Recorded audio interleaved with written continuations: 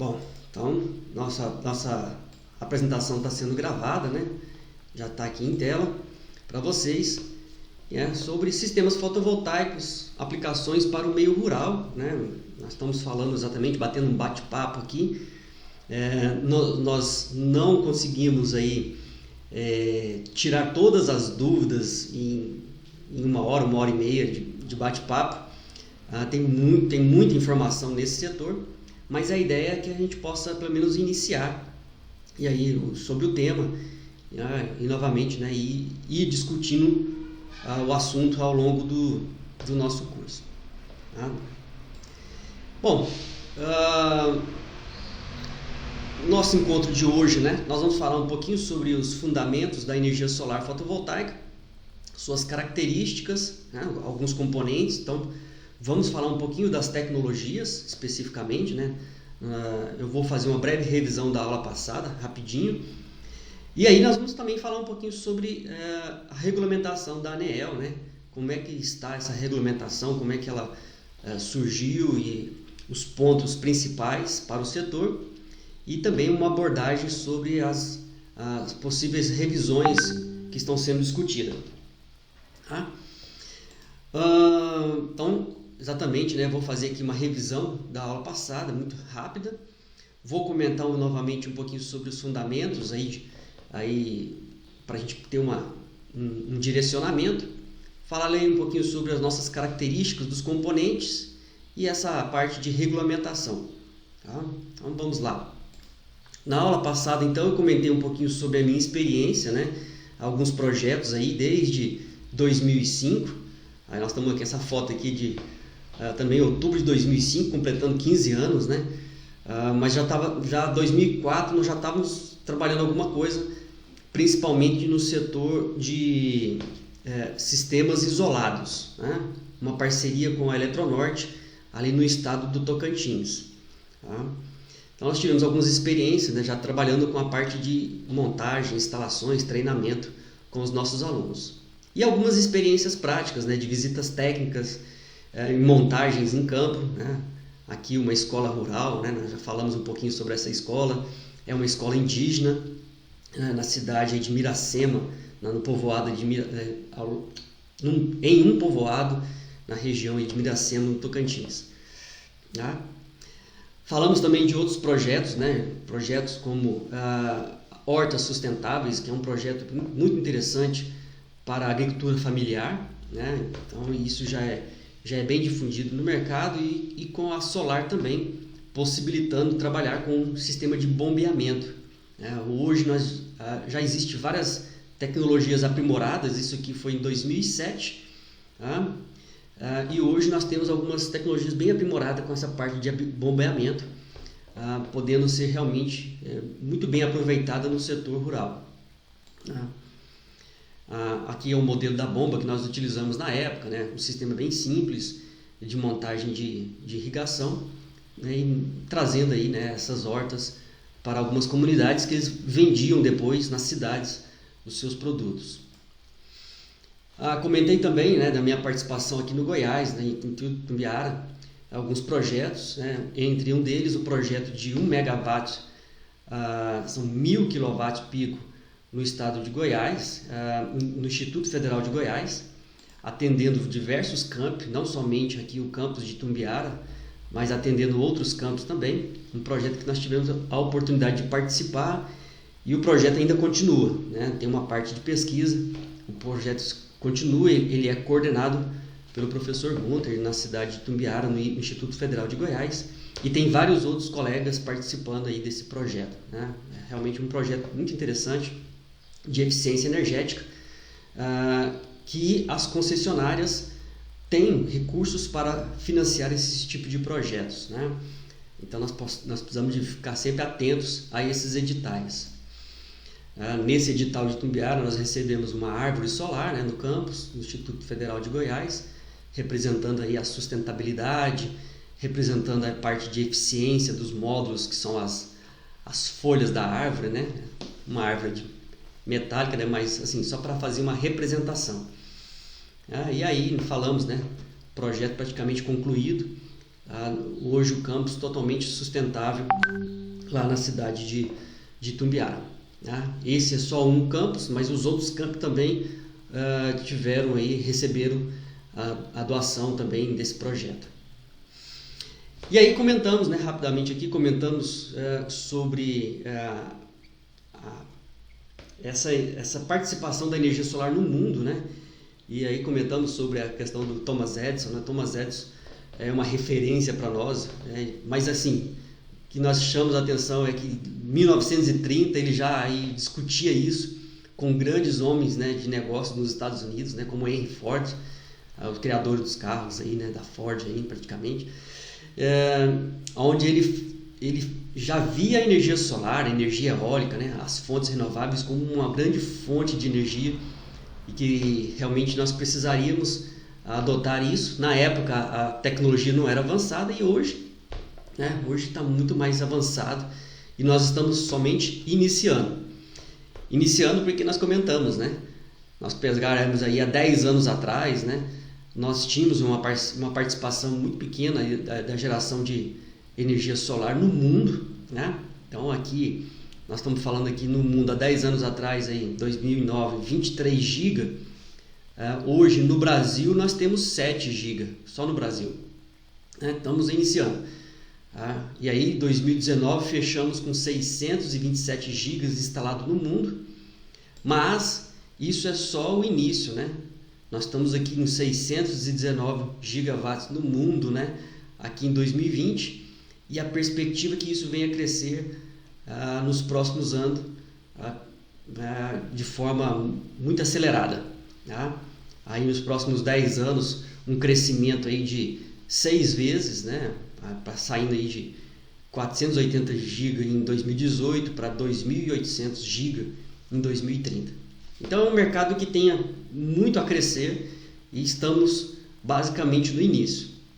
No Brasil, né, nesse mercado solar, nós podemos ver que começou aqui em 2017 praticamente, né, essa evolução. É claro que já existia alguma coisa antes, mas são projetos bem experimentais, mas ele começou, né, a entrar mesmo nesse mercado em 2017. E aqui, é só para a gente falar, né, 2017, praticamente 3 anos, né, é uma criança ainda, ainda bem nos seus primeiros anos de vida, dando os seus primeiros passos. Tem muito a crescer.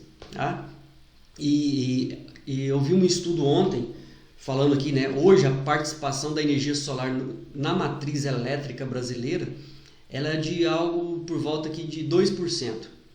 E o estudo indica que até 2040 essa participação chegará em torno de 30% a 35% da matriz elétrica, superando a matriz hidráulica até 2040.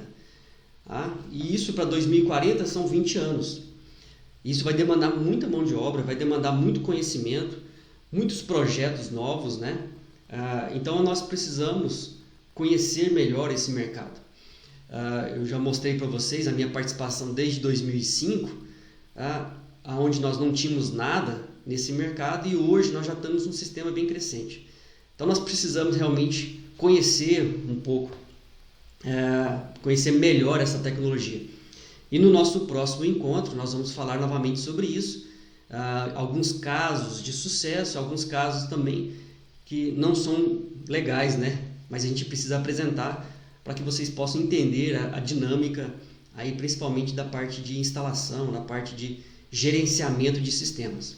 Então nós vamos precisar de profissionais que possam projetar, profissionais que possam instalar, profissionais que possam fazer a manutenção, a operação, né? O monitoramento. Tudo isso vai demandar uma grande cadeia aí de profissionais para esse setor. Então nós comentamos isso na aula passada e hoje somente uma breve revisão. Comentamos também, né, dentro do setor rural aqui, falamos aqui da participação, né, dentro da geração distribuída. O nome distribuído já revela para nós que é a energia distribuída na nossa rede de distribuição, no caso, nas nossas casas, nas fazendas, vamos dizer assim, de média e baixa tensão. E aí, alguns casos maiores nós chamamos de geração centralizada. Então, o mercado rural ainda está bem iniciante, né? Uma parcela aí de 7% em quantidade, 13% em potência instalada. Nós já chegamos aqui no Brasil, né? Nós estávamos aqui na semana passada em 3.929 megawatts. E aí já tem uma atualização aqui, né? Vamos fazer uma atualização rapidinho aqui, só para vocês verem aqui o resumo por tipo de geração. Novamente aqui, se vocês conseguirem ver bem aí, diminuiu um pouquinho. Já estamos em 3.966, né? Então saímos aqui de 3.929, 3.930 para 3.966, já foram 36 aí, praticamente 36 mega instalados aí em uma semana, tá? Na verdade, os dados da ANEEL eles estão sempre desatualizados, eles não conseguem atualizar isso em tempo real, mas para nós serve como referência. Então devemos bater os 4 mega nos próximos dias, possivelmente até o final do mês. Chegaremos, aliás, os 4 GB, né? Até o final desse mês aqui, nós devemos bater os 4 GB de potência instalada da geração distribuída. É claro que da solar, né, vai demorar um pouquinho mais, mas aí deve, possivelmente até o mês que vem, nós chegamos aí aos 4 GB instalados, né? Continuando aqui a nossa apresentação, então, né, para a gente encerrar esse resumo, falamos aí novamente, né, da parte de empregabilidade. Então nós temos uma quantidade enorme de empregos dentro das fontes renováveis, né, principalmente aí a energia solar e a bioenergia, né? Mas destaca aí a energia solar porque ela realmente emprega muitas pessoas, né, desde os instaladores, projetistas, entre outros profissionais para atuar nessa cadeia, né? E eu acho muito interessante a parte de energia solar, né? Como outras áreas de conhecimento, é uma área interdisciplinar.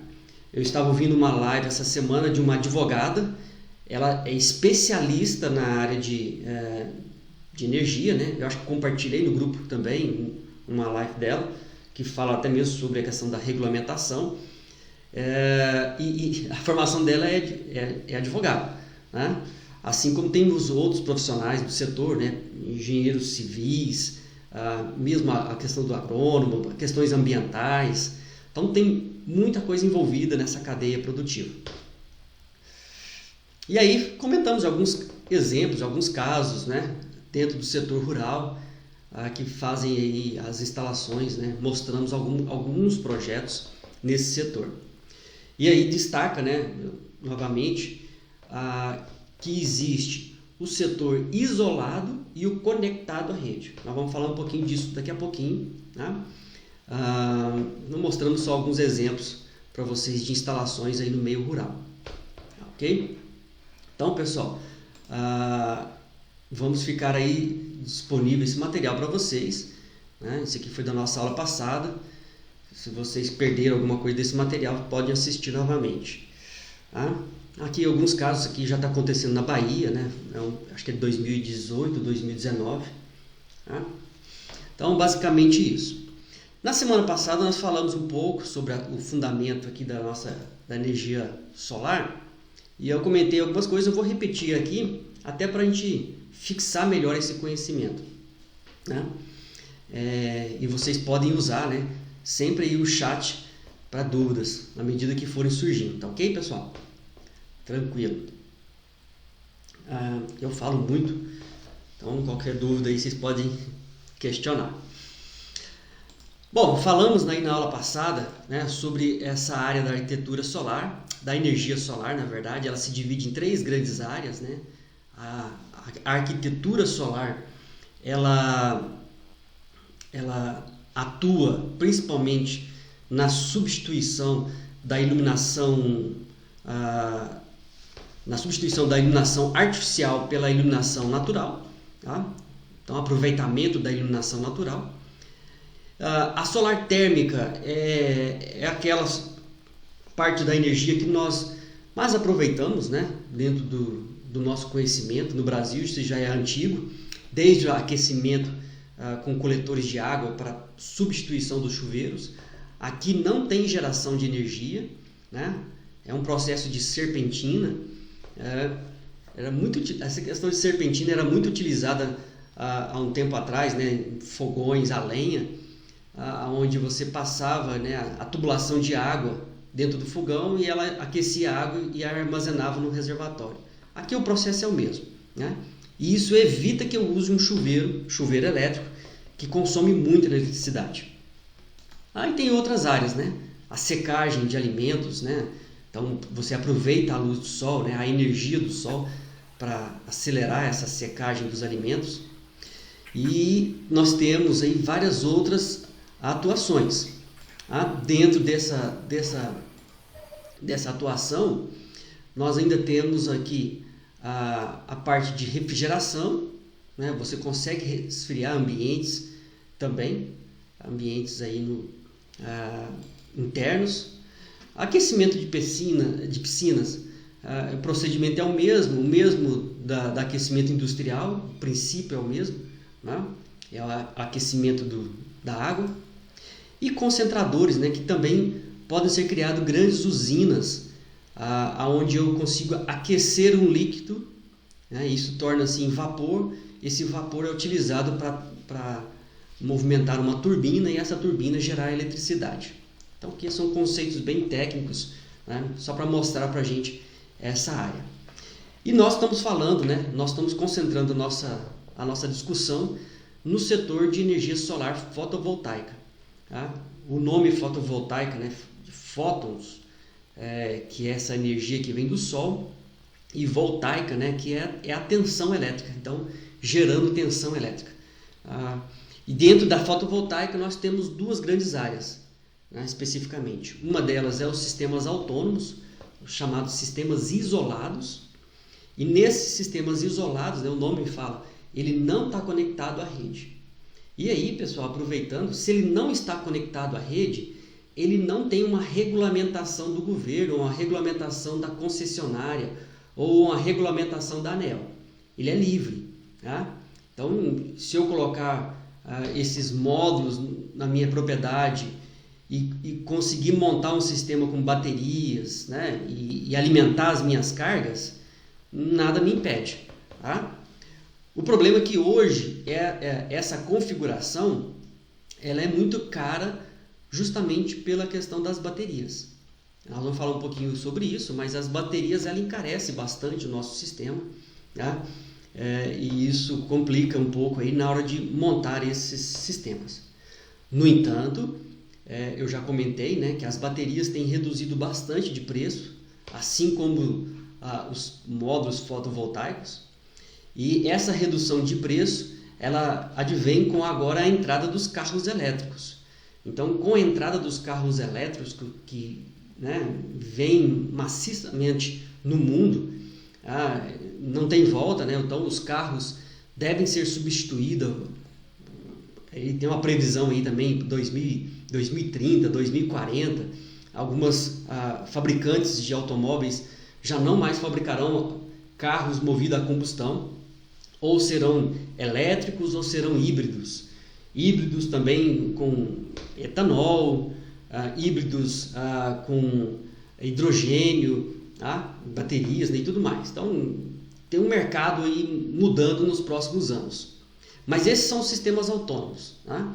Os sistemas autônomos a gente vai falar daqui a pouquinho um pouco mais. E nós temos os sistemas conectados à rede. A grande maioria no mundo, né, nas aplicações, são conectados à rede. Eu posso afirmar para vocês que em torno aí de 90 a 95% dos sistemas fotovoltaicos de aplicação aí, né, por volta aí em média aí 95% são sistemas conectados à rede. Tá? Por que isso, pessoal? Porque isso realmente reduz custos eu não tenho bateria nesse sistema, né? Não tenho bateria e é um sistema relativamente simples, né? Num conceito aqui de elétrica, né? Eu tenho módulos, eu tenho os cabos que ligam a um inversor, esses módulos produzem energia em corrente contínua, tá? E aí eu conecto isso na minha rede, tá? A Camila já fez uma pergunta para nós sobre os benefícios que isso pode gerar na rede. Bom, Camila, já vou responder para você que nós estamos ainda, vamos dizer assim, numa incógnita. Há estudos que indicam que sim, isso melhora a qualidade da nossa rede, tá? E outros estudos indicam que isso pode provocar prejuízos, né, danos também à rede elétrica. E como nós compartilhamos para vocês aqui que no caso brasileiro é muito recente, né, 3 anos aí praticamente, 4 anos que os sistemas estão funcionando, os primeiros estudos estão saindo agora. Nós estamos aqui participando aqui, né, o professor Fernando, já ia citar ele aqui, já tem feito vários estudos, né, principalmente nas concessionárias, porque há impactos, né, existem impactos nelas. E aí há a briga das concessionárias sobre quais são os impactos positivos, quais são os impactos negativos. Mas estão todos os estudos ainda, tá? E realmente há um grande campo para estudos nessa área. Então já tem vários projetos, né, de estudos no Instituto Federal de Goiás, na UFG, onde está aqui o professor Fernando, pode comentar depois. Já tem vários estudos sobre isso, né? E os resultados devem sair, né, nos próximos meses e anos aí, né? Mas sempre tem espaço para avaliar esses projetos, né? Novamente, respondendo a sua pergunta, há benefícios, mas há casos ruins. Por exemplo, no caso rural, aí o pessoal que já tem uma vivência maior no meio rural, nós temos muitos problemas no meio rural com questões de baixo nível de tensão, né? Porque a rede rural ela fica distante aí dos transformadores, né? Em alguns casos, da rede de distribuição das cidades. E isso traz muitos problemas em algumas fazendas, né, em meios rurais. Então a energia solar, em alguns casos, ela traz benefícios, tá? Porque ela melhora essa qualidade aonde é conectado, em alguns casos. Em outros não. Então tem estudos para isso, tá? E aí nós ficamos abertos também para estudar esses casos, né? Essa é uma das nossas áreas de estudo, né? Nós avaliamos alguns projetos justamente para confirmar, né, os benefícios ou não. Tá joia? Vamos passar aqui e a gente vai comentando mais.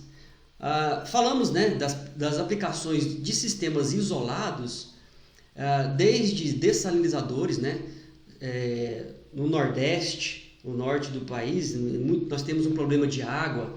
A água de poços são salobra, né? Você não consegue beber aquela água porque ela tem muitos sais nela. Então existem equipamentos que podem purificar essa água, né? Tirar esse sal da água ali. Isso é um benefício para a comunidade rural que fica distante dos grandes centros, né?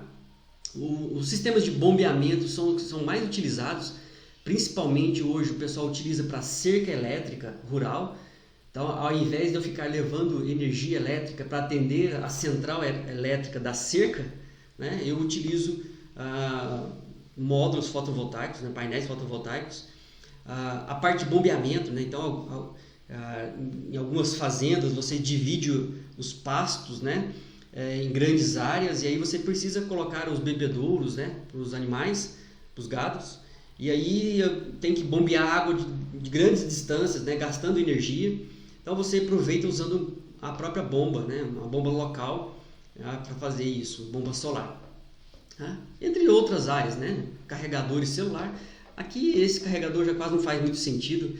Essa foto minha é um pouquinho antiga, viu, pessoal? Eu preciso melhorar essa foto aqui. Esse aqui é o conhecido Global 7, se eu não me engano, Global GPS. Acho que já caiu em desuso esse negócio aqui. Vamos lá. Então, do sistema isolado, né, o que nós já falamos para vocês, ele não tem contato com a rede elétrica. Então, ele não tem contato com a concessionária, ele está livre da concessionária, então ele não tem uma legislação para ela. Algumas concessionárias, pessoal, levam energia de forma isolada para atender clientes onde a rede é muito distante. Tá? E aí existe uma norma brasileira, depois eu posso compartilhar com vocês, acho que chamava SIGFI, acho que era alguma coisa assim, eu esqueci o nome dela. Então tinha o SIGFI, que era uma norma para atender clientes, né, de baixa renda, né, com uma potência de 30 kW, 45 kW por mês, né, 60 kWh mês. Então tinha regras para isso. Por quê? O problema do sistema isolado está nas baterias, né, e o que nós chamamos de autonomia. O que significa essa autonomia? Por exemplo, aqui nós estamos num dia chuvoso e aí não tem os raios solares. Então as baterias elas precisam atender a minha carga. E se ficar chovendo 2, 3 dias? Então qual que é a autonomia do meu sistema? Quantos dias o meu sistema suporta enquanto não tem raios solares? Né? Então esse processo aí ele precisa ser dimensionado. Eu consigo dimensionar essas baterias para que eles atendam aí dentro do SIGFI do governo. Normalmente 2 a 3 dias, tá? Para que não encareça muito o sistema. Ok? O professor Elias está comentando aqui, né? Se há possibilidade do governo mudar de forma que instalou venha ter a produção na excedente. Sim, Elias. Mas eu não vou te responder agora não. Segura essa pergunta que até o final da nossa apresentação nós vamos falar exatamente sobre isso, tá bom? Vou segurar você aqui até o final, pra você não ir embora. Não sair nem para beber água. Tá? Segura aí. Tá bom? E a gente já responde essa questão aí com vocês. Hoje, pessoal, eu já mostrei para vocês o que está crescendo são muito os sistemas híbridos, né? Sistemas híbridos, ele tem aí uma participação com aerogerador, né? Grupo gerador diesel e outros tipos, né? Igual comentamos hoje, né? Sobre biodigestores, tudo isso integrado com a energia solar. Então você faz uma integração e essa integração ela contribui para o sistema, ela contribui para que possamos aí, né, podemos, por exemplo, utilizar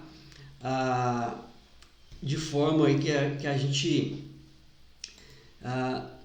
tem uma vantagem, né, de economia no meu sistema. Então é preciso fazer uma avaliação, né, sobre essas vantagens, né, e as suas desvantagens, sobre as condições de cada local. Então, por exemplo, tem local que eu tenho vento disponível, então eu posso usar um aerogerador junto com o solar. Tem local que eu tenho dejetos de animais, né? Suinocultura, né? Avicultura, por exemplo. Aí eu posso usar os dejetos desses animais para aproveitar junto com o biodigestor, né? E levar energia. Então vai depender muito dos casos, ok? Dentro desse processo todo ainda,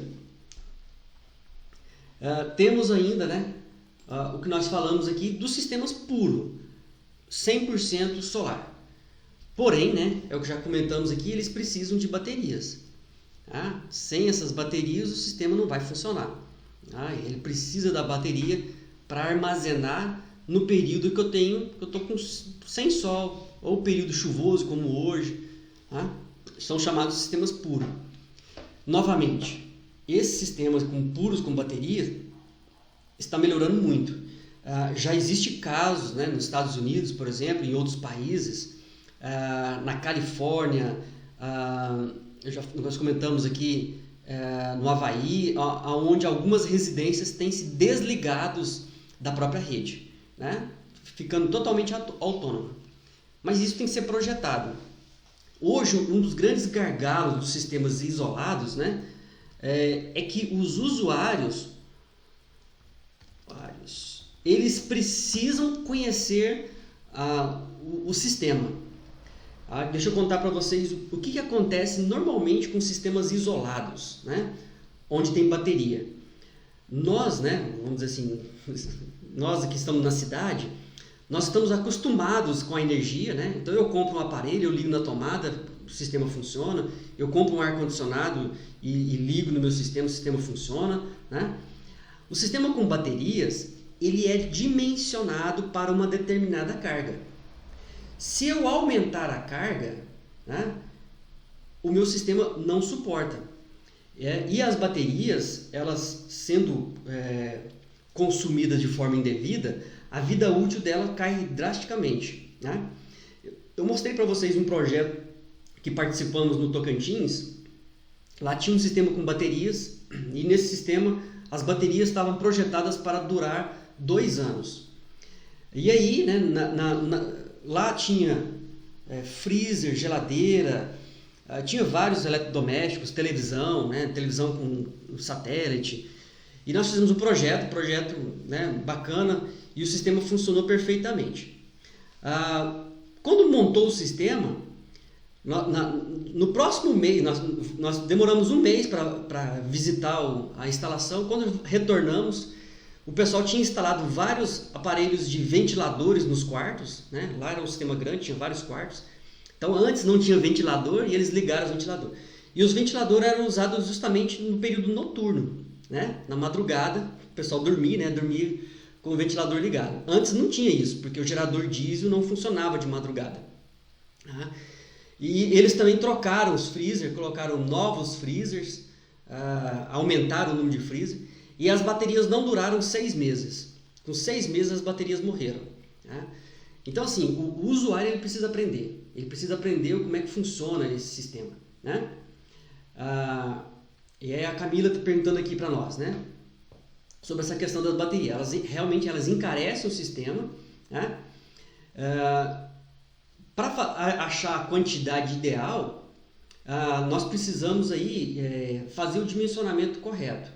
Eu não consigo te responder agora 100%, Camila, né? Mas nós precisamos entender aí as cargas do cliente, né? O perfil do cliente, vamos dizer assim, da pessoa, do morador, né? Como é que ele consome a sua energia durante os dias, né? E aí existe alguns critérios para fazer esses sistemas aí de baterias, né? O Fernando aqui está pedindo para mim colocar a geração, né? Tá, Fernando, é possível sim. Eu vou colocar isso para vocês daqui a pouquinho, eu vou mostrar para vocês um caso bem legal também que a gente pode monitorar e eu vou compartilhar com vocês. Tá joia? Fernando, você está colocando aqui sobre baterias de carro, né? Normalmente a gente dimensiona baterias em ampere-hora, tá? Que é a quantidade de ampere por hora. E depois multiplicamos isso por tensão, né? A gente vai achar quantos watt-horas, nós vamos achar quantos watt-hora temos a capacidade de uma bateria, tá? Então não existe realmente uma análise para esse processo. É possível, as baterias têm, novamente falando para vocês, têm reduzido custos, né? Baterias inteligentes agora, né? Vamos dizer assim, baterias de lítio, e aí já vou até compartilhar com vocês. Eu tenho aqui um ex-aluno nosso aqui, não sei se ele está aqui assistindo, está aqui, o Diogo. O Diogo tem feito vários estudos na área de baterias e são poucas pessoas que entendem de baterias, principalmente de baterias de lítio, tá? Então é realmente um mercado muito novo, e aí nós precisamos estudar, né, o processo de dimensionamento, o processo de escolhas. Essas baterias elas precisam de um condicionamento, vamos dizer assim, uma refrigeração bem acompanhada, né? Porque elas têm problemas aí de queima, né? De danos, né? De vida útil. Então tem muita coisa para acontecer nesse mercado, tá? Mas assim, tem também reduzido bastante os custos desses sistemas, tá? Nós vamos comentar depois um pouco sobre isso nos próximos exemplos. Mas baterias deve começar a crescer nos próximos anos, juntamente com a entrada dos carros elétricos. Hoje, falar em carro elétrico ainda é muito pouco, né? Se nós pegarmos aqui o Brasil mesmo, você não tem poucas opções de carro elétrico e caros, né? Então, muito caro ainda hoje. Mas daqui a pouco isso começa a tornar comum, tá? E com certeza vai reduzir os custos também dentro das instalações. Tá joia, pessoal? Eu comentei com vocês, né? Nós precisamos dimensionar corretamente esses sistemas, de acordo com a autonomia. Tá? Que autonomia é essa que nós estamos falando? Né? Que autonomia? Olha, depende do clima. Quantos dias, se o meu sistema ficar chovendo, tá? Quantos dias eu consigo manter aí a minha instalação? Tá? Então, tudo vai depender aí do meu sistema funcionando, ok? E sistemas com bombeamento, né? Sistemas com bombeamento são os principais sistemas que podemos dizer assim, que atende ao mercado rural aí com mais facilidade. Realmente esses sistemas funcionam muito bem, tá? Não tem bateria, porque eu produzo a energia e vou armazenar na forma de água, reservatórios de água. Então, o meu reservatório de água é a minha bateria. Hoje já existe aí, né, sistemas com drivers que são capazes aí de bombear grandes quantidades de água. Tá? Novamente, né, eu particularmente sou da parte elétrica, então eu posso conhecer aqui a parte de instalação elétrica, mas nós precisamos entender qual é a necessidade de água, tá? Qual é a necessidade de volume de água que eu vou precisar no meu meio rural, por exemplo, na minha instalação rural, né? Alturas manométricas, né? Do poço, altura do poço, né? Quantidade de reservatório. Então tem muitas informações que a gente precisa. Existem programinhas já prontos na internet e alguns fornecedores já trazem os programas prontos para você dimensionar isso, tá?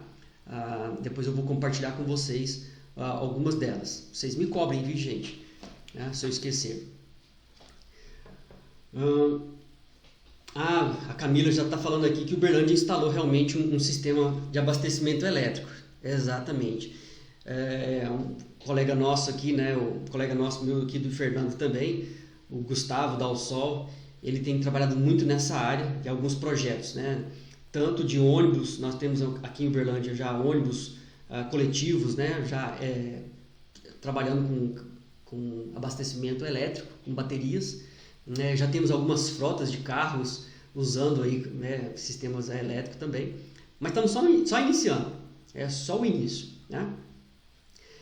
E aí, né, o Fernando aqui já falando também sobre estudos que as concessionárias têm trabalhado com baterias, né, baterias de alto desempenho, para ajudar no controle da própria rede da concessionária. Tá? O que eu posso resumir para vocês, para a gente mudar o nosso slide aqui e falar de geração conectada.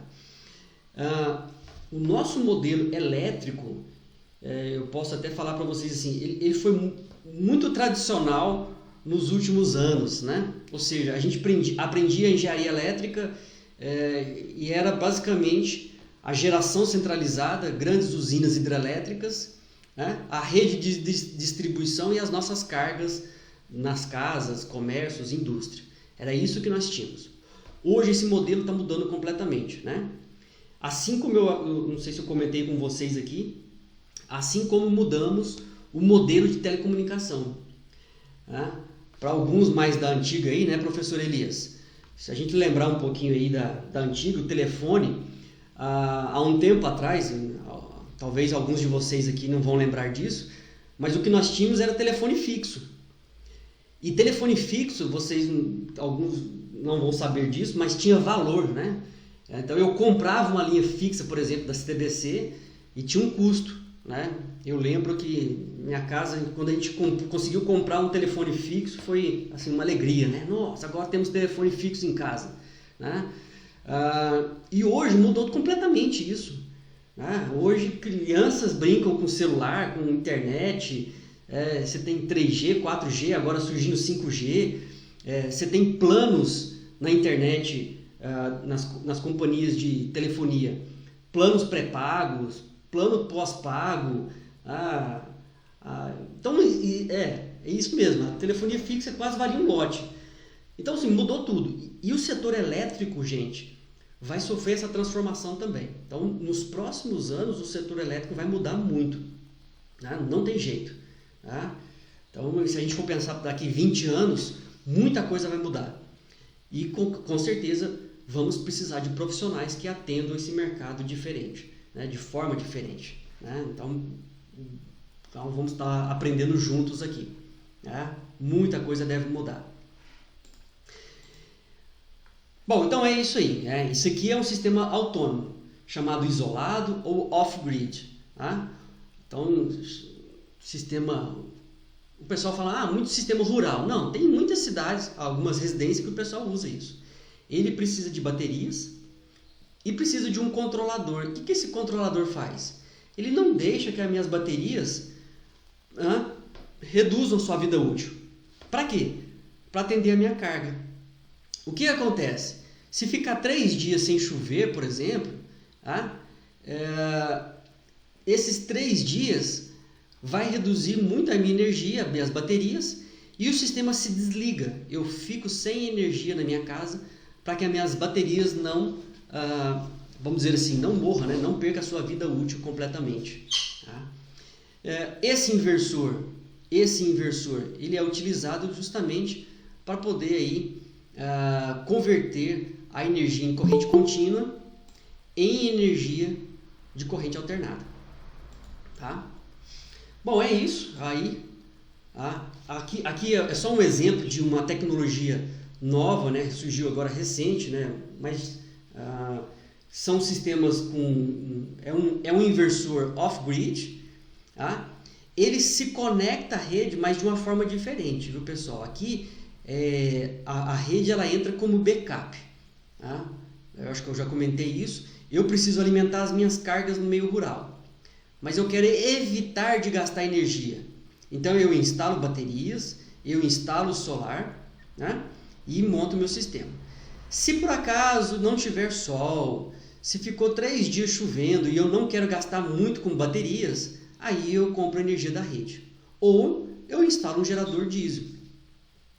Eu estou brincando de gerador diesel aqui, mas um colega meu lá de Itumbiara, com grandes problemas aí na concessionária, ele comprou um gerador diesel para a casa dele, porque ele não aguenta mais que a concessionária deixa ele na mão quase todos os dias derrubando a energia. Ele comprou um gerador diesel. Mas assim, já existem sistemas inteligentes. Esse aqui é um sistema híbrido. Então ele tem solar, ele tem a rede, tem gerador diesel e poderia colocar uma outra fonte especificamente.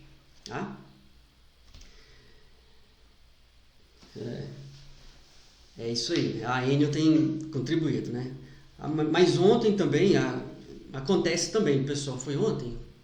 Não, foi quinta-feira, eu estava numa outra programação do Instituto Federal, a minha energia da minha casa caiu também na CEMIG, mas voltou rapidamente. Mas foi uma chuva forte no momento e aí caiu a energia. Acontece. Mas a Enel realmente tem trazido alguns transtornos para os seus usuários. Bom, vamos lá. Voltando. Sistemas isolados não precisa da minha rede. Sistemas conectados, eu uso a rede. No sistema conectado, também conhecido como on-grid, eu preciso da rede elétrica. Se eu preciso da rede elétrica, eu pago pelo uso da disponibilidade. Então, existe muito esse termo, que é o termo da disponibilidade. O que é disponibilidade? A rede da concessionária está disponível para você. Se ela está disponível, eu pago o que nós chamamos de taxa mínima. É uma taxa de utilização pela rede elétrica. Então, imagine que, eu sempre falo o seguinte, imagine que você viajou, foi foi para a praia, ficou lá, né, professor Elias lá na praia, um mês na praia. Tá lá, cegadão, tranquilo, tá? E aí, nesse um mês, a sua casa ficou sem utilizar. Basicamente uma geladeira, né? Então, nesse processo todo, você vai ter que pagar no final do mês a taxa mínima. Querendo ou não, você tem que pagar essa taxa mínima. É o que a gente chama de disponibilidade da rede, né? Mas esse sistema, ele é mais simples porque ele tem o gerador solar, que é os módulos, e o inversor, que converte essa tecnologia aqui, né, dos módulos em energia útil para as minhas cargas. Basicamente é isso. O que a concessionária faz? Ela substitui o medidor de energia por um medidor inteligente que possa mudar essa forma de energia. E aí, né, nós vimos aqui, vamos imaginar aqui uma casa, mas isso aqui pode ser uma propriedade rural, pode ser um comércio, até mesmo uma indústria, o princípio é o mesmo. Tá? Hoje, o nosso modelo, para quem não tem sistema em casa, né, nós comentamos isso na passada, é pegar a energia da rede para atender a nossa carga. Então, num exemplo simples, né, imagine que num determinado instante, vamos imaginar agora, as minhas cargas nesse momento precisassem de 900 watts, nesse momento. Então, eu tinha que pegar esses 900 watts da rede. Não tem jeito. É isso que acontece hoje. Isso é potência instantânea. No final das contas, multiplicado isso por dias, né, por horas, por dia, por mês, eu vou ter a minha energia ao longo do mês, no meu relógio tradicional, convencional.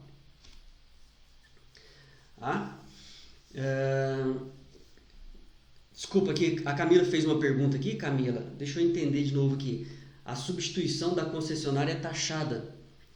Me explica de novo aqui que eu não entendi. Acho que eu perdi um pouco aqui a conversa.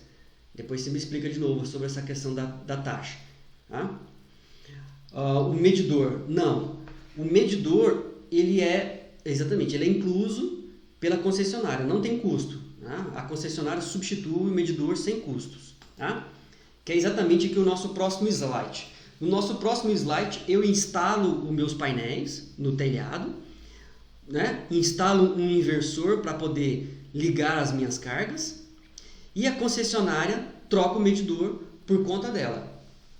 Então, realmente é um benefício aí para o consumidor. Não tem custo esse processo. O que acontece aqui é que em um dia de sol, o meu sistema vai gerar energia, e essa energia primeiramente atende às minhas cargas. É isso que acontece. Então vamos pegar o nosso exemplo. Vamos imaginar que num determinado instante eu preciso de 900 watts. Se o meu gerador fotovoltaico gerar 900 watts, eu deixo de usar a rede. Quando é que minha rede vai usar? Nada. Então isso, pessoal, é um ganho, porque eu teria que pagar por essa energia. Nós chamamos isso de, vamos dizer assim, de consumo instantâneo. Eu estou produzindo e estou consumindo. Essa é a melhor situação para o sistema solar fotovoltaico, porque eu gerei e já consumi. Então isso não vai passar pelo relógio. O relógio não vai contabilizar nada. Muitas pessoas têm dúvidas nisso, porque o sistema está gerando, a casa dele está consumindo, e aí ele fala, mas o meu medidor não está mostrando diferente, porque não passa pelo medidor. Gerou, já consumiu, não vai passar nada pelo medidor. O que vai acontecer se eu gerar mais do que eu preciso? Então imagine, eu tenho aqui uns 900 watts na minha carga, mas está gerando 1000. Se eu estou gerando 1000, eu tenho aqui uma injeção na minha rede de 100. Essa diferença, esse excedente, aí sim o meu medidor vai medir. Isso aqui não é energia, é potência instantânea. Um determinado instante. Eu vou mostrar para vocês, deixa eu ver se eu tenho aqui um sistema. Esse aqui é de um colega meu lá em Palmas. Deixa eu mostrar para vocês aqui. Ver se minha internet vai ajudar. Aqui. Esse aqui é um sistema da casa dele. Opa, aqui. Veja bem o que está acontecendo aqui na casa dele nesse momento, lá em Palmas. Ele tem um sistema fotovoltaico né, ligado no inversor, a carga da casa dele e a rede da concessionária. Então, nesse momento, o fotovoltaico está gerando 2,60 kW. Tá? E nesse momento, a minha carga só precisa de 280 watts, é 0,28 kW. Então, nessa situação, veja, a bolinha está grande, né? A carga precisa pouquinha coisa. O que eu faço? Eu mando para a rede. Então, a rede vai acumulando. Esse sistema está preparado para baterias. Então, futuramente, ele pode conectar a bateria aqui. Ó, e em vez de mandar para a rede, eu mando para a bateria. Por que isso, pessoal? Porque esse processo de troca de energia com a concessionária, aqui é que vai ser tarifado. Né? No futuro próximo, nós teremos a tarifação. Tá? Então, o grande problema é você enviar energia. Vamos pegar esse caso aqui que eu estou mostrando para vocês na tela. Tá? Vamos imaginar que eu tenho uma carga que nesse instante não precisa de nada. Olha, se não precisa de nada e eu estiver gerando 900, todos esses 900 vão passar aqui pelo medidor. Por que eu estou falando isso? Algumas fazendas, as pessoas têm alugado um terreno, né, parte da fazenda, para montar aí o sistema, e nesse sistema, né, nós injetamos completamente toda a energia na rede para que eu possa compartilhar isso com uma outra unidade na cidade, por exemplo. Né? Então, toda a energia aqui, né, que for produzida aqui, ela vai passar pelo medidor e vai para a rede. Né? E aí, realmente, tem um procedimento para falar sobre isso. Aí, o Breno já fez aqui, o Fernando já me ajudou, né? Nós vamos falar exatamente isso aqui depois, que é na resolução 482 de 2012, alterada pela resolução 687. Essa resolução 687 que mudou para 60 meses. Então, essa energia que vai injetada na rede aqui, ó, ela fica de crédito por 60 meses. Né? Se você não utilizar isso em 60 meses, a concessionária tem o benefício de ficar com essa energia. Ok? Continuando o nosso exemplo aqui, novamente, um dia nublado igual hoje, eu continuo gerando, pessoal. Vamos pegar o exemplo. Eu preciso de 900, mas agora eu estou gerando um pouquinho, né? Estou gerando bem fraquinho aqui. Depois eu vou ver se eu consigo pegar aqui lá da minha casa também, mas deve ter um outro sistema menor aqui que a gente possa trabalhar. Deixa eu ver se eu abro aqui o que é. No portal. Deixa eu abrir aqui para nós, ver se vai acessar da minha casa. Opa, apertei o botão errado. Aqui. Só um minutinho aqui, deixa eu ver se vai abrir aqui da minha energia de hoje. Power. Aqui. Opa. Aqui.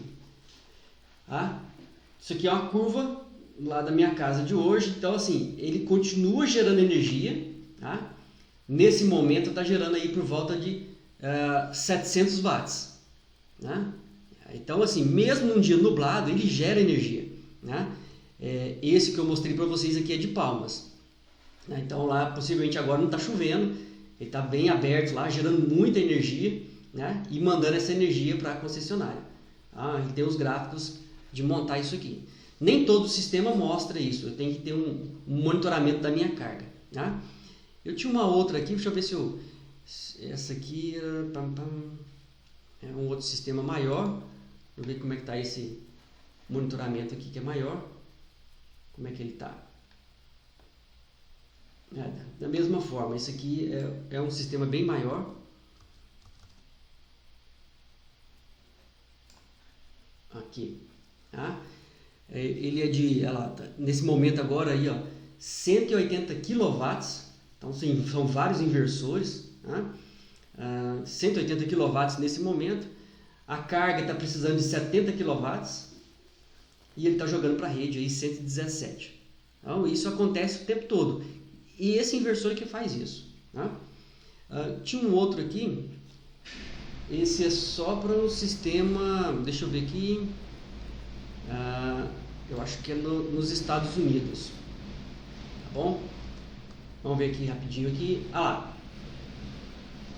É no Havaí. Tá? Aqui está mostrando para vocês, aqui é um sistema lá do Havaí, e ele, nesse caso aqui, possivelmente lá está num período sem sol agora, nesse momento. Tá? Então toda a energia que a carga está precisando está vindo da concessionária. Tá? Não tem energia nesse momento lá. Tá? Então está precisando realmente toda a energia atendida pela carga. É um período noturno aqui, o sistema no Havaí. Depois eu vou mandar, até vou compartilhar, vocês podem depois acompanhar o link aí, ó, e podem ver, acompanhar o monitoramento desse sistema. Tá? Então alguns são demonstrações aí de sistemas, tá bom? Continuando aqui nossa apresentação, tá? Qualquer dúvida aí vocês já vão falando aí, pessoal. Nesse exemplo aqui, a rede vai ter que fornecer a diferença, né? Se a minha carga precisa de 900, voltando aqui, se a minha carga precisa de 900 e eu estou gerando 100, estou gerando pouquinho, eu preciso de 800, falando lá da minha rede. Tá? Então, da minha rede eu preciso desses 800 aqui. E aí, pessoal, deixa eu só falar novamente dos benefícios da geração, né? Quando eu estou mostrando para vocês aqui a minha casa, eu consigo ver aqui os valores por dia, por semana. Vou mostrar aqui energia. Tá? Isso aqui foi ontem, né? Então ontem gerou uma quantidade, choveu também, então gerou um pouquinho mais pouco, né? Tem dias que geram mais. Isso aqui é por dia. Mas o que eu acho interessante? Né? Por exemplo, hoje gerou 1,6. Se você pensar assim, 1,6, um dia chuvoso, considerando a energia a R$1, aqui dá R$1,60, muito pouco. Tá? Porém, pessoal, é R$1,60 sem eu ter que fazer nada mais. Depois que eu monto o sistema em casa, né, o sistema trabalha sozinho. Tá? E mesmo eu não estando em casa agora, né, não estou consumindo, essa energia está sendo injetada na rede. Então a gente avalia esse procedimento aí o tempo todo. Né? São benefícios que nosso sistema tem. E aí já mostrando para vocês o período noturno. Né? Então a noite é tradicional. Eu preciso pegar a energia da rede, não tem jeito. Então, se eu preciso de 900 à noite, isso vai vir da rede. Essa troca de energia da rede, né?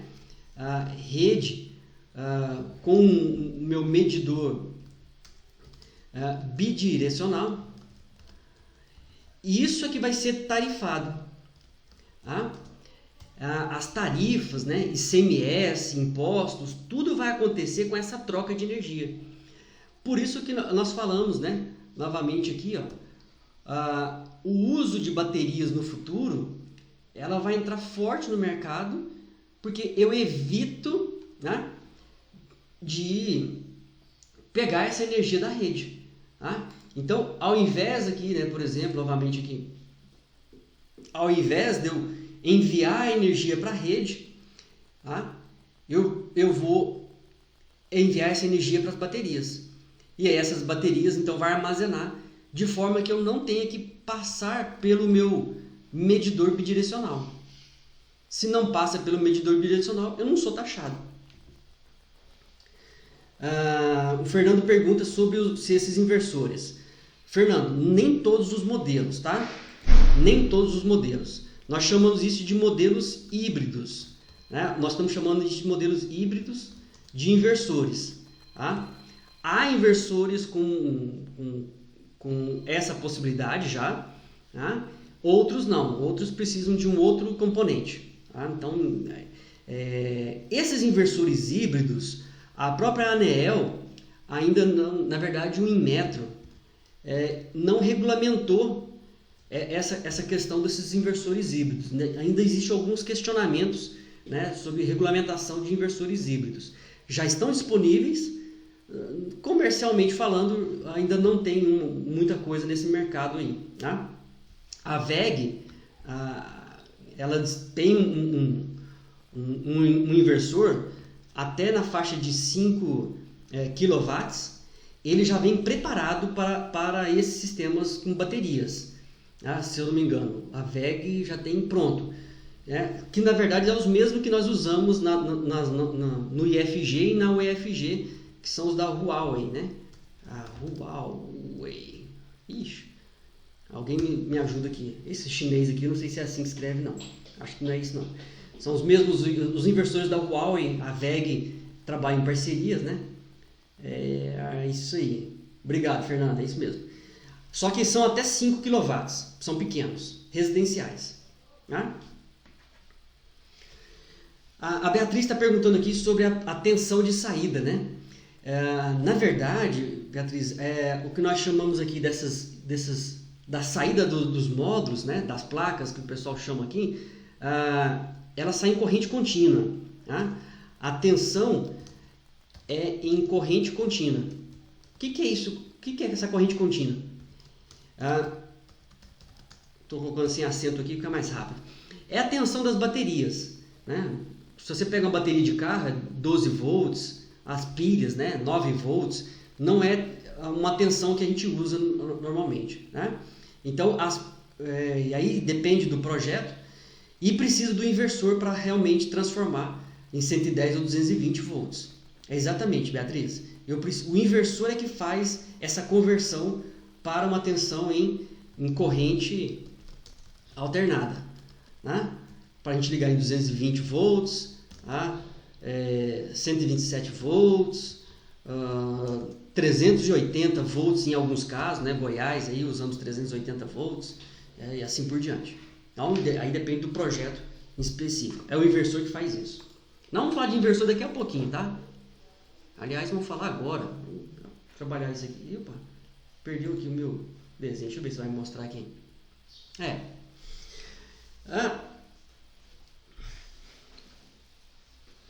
O Diogo está nos ajudando aqui. Valeu, Diogo. Realmente, o controlador de carga ele precisa ser muito bem especificado. É uma questão de eletrônica, pessoal. E dependendo da qualidade da eletrônica, você tem equipamentos que não funcionam. Deixa eu só contar alguns casos no meio rural, né? No meio rural tem muitas bombas elétricas, motores elétricos, que dependendo do controlador de carga, ele não consegue acionar esses equipamentos, né? Porque existe um negócio que é a forma de onda, né? E aí o tipo de controlador precisa ser do tipo PWM, mas é uma questão muito técnica, né? E isso encarece o produto também. Tá? Então preciso trabalhar um pouquinho isso aí. O Marcos está perguntando aqui sobre a concessionária não cobra uma taxa mínima de final de 100 kWh independente da energia injetada na rede. E isso, ela vai cobrar. Só que na verdade, eu não comentei aqui, Marcos, os 100 kWh é para uma casa, um comércio trifásico. Tá? Se a sua rede, né, o medidor de energia for trifásico, é 100 kW. Se ela for bifásica, tá? Vai ser 50. Tá? E se for monofásica, vai ser 30. Tá? Mono. Então depende aí da sua rede, da sua casa, ou do seu comércio, né? Ou da sua unidade rural, né? É o que ela vai cobrar. Né? E isso para baixa tensão. Né? Então tem um procedimento um pouquinho maior aí. Ok? Bom, acho que o pessoal já perguntou, eu já comentei sobre isso aqui também. Né? Sistemas aí, fotovoltaicos trabalham com a luz. É a luz do sol, na verdade, não é o calor. Tem muita gente que confunde, né? Acha que é o calor do sol que faz gerar energia. Não, são os raios solares, né? Que é chamado de efeito fotovoltaico, que vai converter isso em eletricidade, né? Volts. Tá? E essa tensão que nós comentamos aqui, né? Em corrente contínua, positivo, negativo. E eu vou precisar do inversor para converter, né? A Beatriz já comentou aqui com a gente. Eu vou precisar do inversor para converter isso em corrente alternada para que a gente possa usar. Então esse é o modelo que nós temos, né? os painéis gerando energia em corrente contínua, tá? Os módulos fotovoltaicos aqui em corrente contínua, o meu inversor, né? Convertendo isso em corrente alternada, né? CC para CA, corrente contínua para corrente alternada, ligando na rede. E aí, gente, nós comentamos aqui, né? Na academia, né? A gente trabalha muito dentro das instituições de ensino, nós não falamos, é só uma brincadeira, pessoal, a gente não usa placa, né? O termo placa não seria correto para os módulos, né? Nós chamamos realmente o nome aqui de módulos fotovoltaicos, tá? Mas assim, o mercado é que dita as regras, né? Então, no mercado, todo mundo chama placa, não adianta. Não adianta a gente brigar com isso. Então, quantas placas você tem lá na sua fazenda? Quantas placas você montou na sua casa? É assim que o mercado conversa. Tá? Mas na academia, na hora de digitar um texto, na hora de produzir um artigo, né, nós brigamos aí com os alunos, né? São módulos fotovoltaicos. É esse camarada aqui. E dentro do módulo, cada quadradinho desse aqui é uma célula fotovoltaica. Tá? Nós não vamos entrar nesse assunto, né? É uma parte bem mais técnica, mas um módulo aqui, e um módulo sozinho, né, não consegue gerar energia, eu preciso de vários módulos. Chamamos isso de arranjo. Eu preciso da proteção. Em alguns casos, pessoal, essa proteção já vem dentro do inversor. Tem muitos inversores que trazem a proteção aqui. Algumas concessionárias, entre elas a Enel, no Goiás, ela tem recomendado e exigido o uso de uma proteção externa. Por que isso, pessoal? Isso também é bom, uma questão de manutenção. Esse camarada aqui, que é o nosso módulo, nós temos que lembrar que enquanto tem sol, tem tensão. Tensão e corrente elétrica. Tensão elétrica, né, nele. Se tem tensão elétrica, tem riscos elétricos aqui de acidentes. Você pode fechar curtos aqui e esse curto pode gerar acidentes graves. Nós vamos comentar isso no nosso próximo encontro. Né? Então, eu tenho um sistema de proteção aqui que me ajuda a se desligar, né, meu sistema, para que eu possa fazer uma manutenção no meu inversor. Né? Da mesma forma, eu tenho que ter uma proteção de todo o meu sistema. Se eu quiser trocar esse inversor aqui, eu quiser substituir esse inversor, que tem uma vida útil, eu tenho que desligar os meus módulos, né, a potência aqui dos meus módulos, e desligar também aqui o meu inversor que está ligado no meu quadro, na minha rede elétrica. Tá? Aqui é um modelo bem simples, pessoal, só para ter uma visão aqui do sistema. Tá? Alguns inversores já vêm com uma chave interna. Mesmo assim, eu tenho tensão nos meus bornes dos meus módulos. Então tem que tomar um pouco de cuidado com isso aí. Ok? Tá. Uma pergunta que surge professor, e aí? Qual tecnologia que eu vou usar? Qual delas a melhor tecnologia a utilizar? Né? Existem várias aí no mercado. Qual que eu vou colocar na minha casa? Porque eu quero colocar o melhor. Né? Vamos falar um pouquinho sobre isso também. Antes, deixa eu perguntar aqui, o Marcos fez uma pergunta aqui, né? A conta não é zerada, né? Realmente, eu tenho que pagar uma taxa mínima todo mês. Eu tenho que pagar essa taxa da disponibilidade da rede. Mesmo se eu não...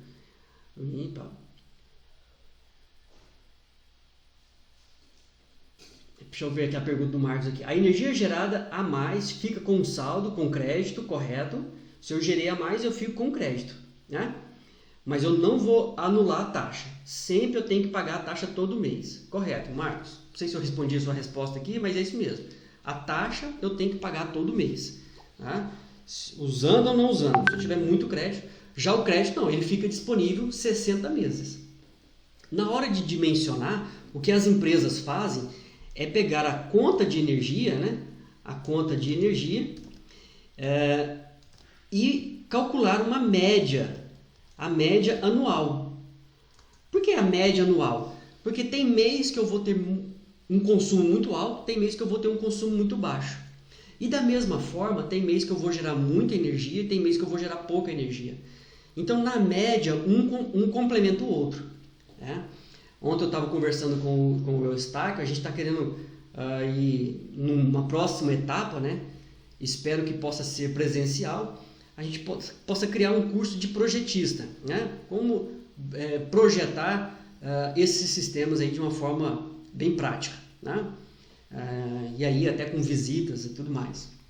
Mas a princípio, assim, nós não estamos falando aqui de projeto ainda, tá ok? Mas é só uma ideia para vocês terem aqui. Deixa eu comentar sobre esse projeto. Esse projeto aqui, eu acho que eu comentei com vocês na aula passada, da Universidade Federal de Santa Catarina. O que eles fizeram?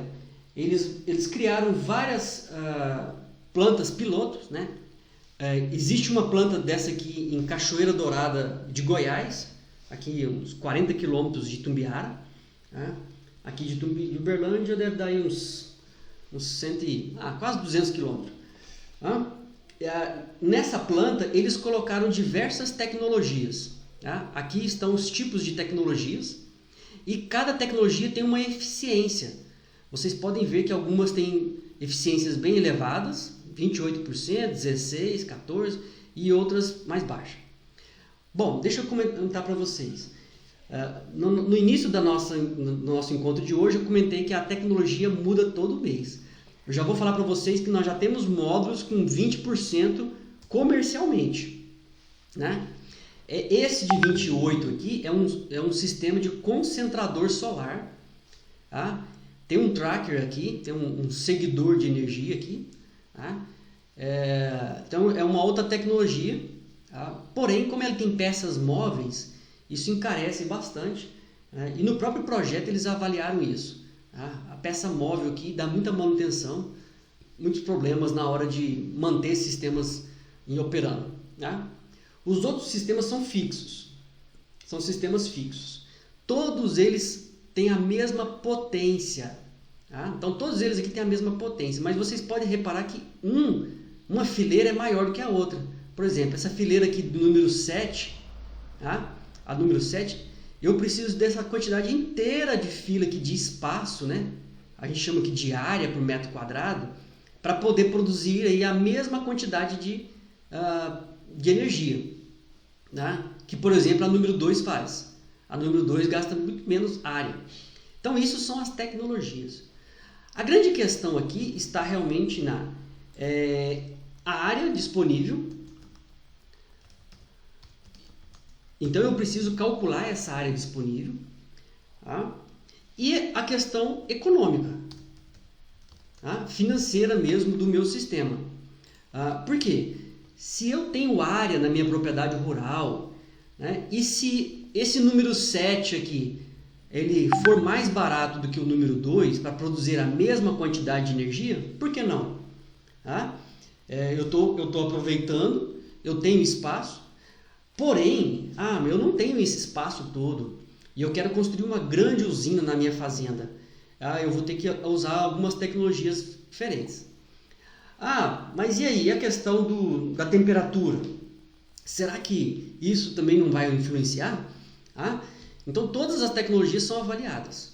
Hoje, já vou dizer para vocês, monocristalino e multicristalino são as principais tecnologias utilizadas comercialmente, né? Então são várias tecnologias aqui, comercialmente falando, mono e multicristalino são as mais utilizadas, tá?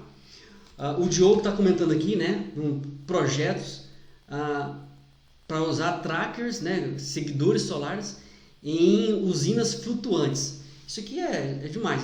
Tem até um projeto, deixa eu até ver se eu lembro dele aqui, que é da Fazenda, deixa eu ver aqui se eu lembro aqui, Cristalina. Acho que eu comentei sobre vocês, né? Mas acho que tem uma foto bem legal aqui dela. Deixa eu ver se vai abrir aqui minhas fotos. Imagem aqui. Essa aqui. Opa. Me ajuda aqui. Tô achando aqui da internet aqui, pessoal. Olha lá. O que o Diogo está falando sobre fazenda, né? Essa fazenda aqui é em Cristalina, Goiás. Eles instalaram os módulos no lago, né? Lá eles têm suinocultura também. E eles instalaram os módulos aqui no lago. Só que esses módulos são fixos. Aproveitando aqui o lago que eles criaram, um lago artificial, né? Para poder gerar a sua energia. Poderia aproveitar o telhado também, mas é um projeto específico deles lá. Então tem algumas coisas. Esse projeto foi em 2018, se eu não me engano. Eles foram montados aqui. Foi um dos primeiros aí fazendas solares aqui na região de Goiás. Aí agora o projeto aqui da Belo Monte, aqui, que o Diogo está falando, eles querem colocar isso aqui com seguidores. Bom, é projeto. E aí tem que avaliar os benefícios exatamente dentro desse projeto.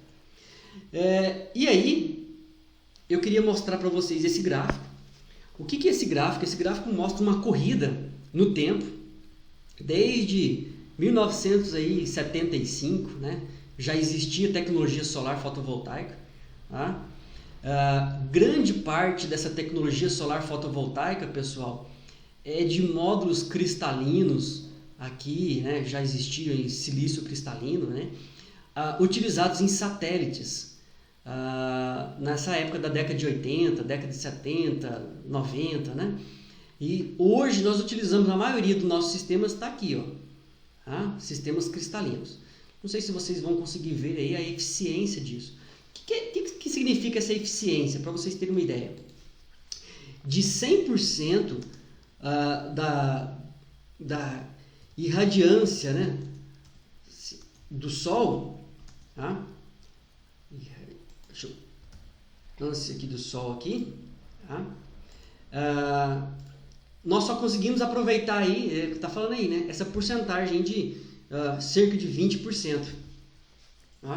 Então, de 100% disponível pelo Sol, 20% é convertido em energia para a gente usar. E o que eu gostaria de destacar para vocês é que agora, mais recentemente, né, no período aqui de 2015, nos últimos anos, uma nova tecnologia surgiu. Ela está bem pequenininha aqui, em amarelo aqui, laranjado aqui, que é uma energia de filmes finos, com o uso de um material chamado perovskita. Aqui, depois vocês podem pesquisar isso aí, né? Perovskita. Esse material ele tem revolucionado o mercado. Ele ainda não está pronto comercialmente, mas ele é econômico, né? Financeiramente econômico, e tem já trazido grandes resultados em eficiência. Isso com tecnologias novas. Isso vai dominar o mercado futuro, mas ainda não está disponível comercialmente, né? O que nós temos disponível comercialmente? E eu até acho que eu comecei a compartilhar aqui. Cadê aqui? Deixa eu mostrar novamente aqui para vocês. Vou pegar alguns casos aqui, né? Por exemplo, a Canadian já tem módulos maiores do que esse aqui. Esse aqui são módulos de 430 watts, 420 watts, com uma eficiência aqui deixa eu ver se eu mostro para vocês aqui mais embaixo. De tecnologia de eficiência aqui na faixa de 19%. Isso aqui é comercialmente, pessoal, é o que nós entendemos aqui em parte comercial. Existem outros, até vou ver aqui, 360, 450, eu peguei da Canadian, mas tem outros no mercado aí, tá? E eu gostaria de destacar, tá aqui. O que isso traz para a gente, né? Esse LCOE aqui, isso aqui é estudo econômico. Olha, se o meu módulo produz mais energia, né, tem uma maior potência, eu vou precisar de uma quantidade menor de módulos. E eu preciso de uma quantidade menor de estrutura, eu preciso de uma quantidade menor de mão de obra para poder montar essa estrutura. Então nós precisamos de uma cadeia bem menor para a gente poder trabalhar.